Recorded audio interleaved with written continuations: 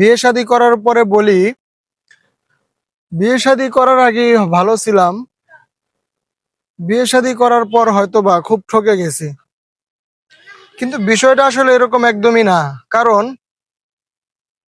হয়তোবা আপনি মানুষ চিনতে ভুল করছেন, অথবা আপনার ভাগ্যে আপনার মনের মতো মানুষ ছিল না, কিংবা আপনি ধোঁকা খেয়েছেন। এগুলোর কোনোটা থেকে কোনোটা হয়তোবা আপনি কোনো না কোনো বিপদে আপনি পড়েছেন। তাই বলে এই না যে আপনি বিবাহ করেছেন, বিবাহ জিনিসটা খারাপ, কেউ আর বিবাহ করতে পারবে না। বিষয়টা এরকম একদমই নয়। আপনি যদি রিলেশন করে বিয়ে করে থাকেন, অথবা পারিবারিক ভাবেই করে থাকেন, জীবন সঙ্গিনী যদি দিনদার না হয়, জীবন সঙ্গিনী যদি আপনার অবস্থা না বুঝে, তাহলে আপনার লাইফে, আপনার সংসারে মোটেও শান্তি আসবে না।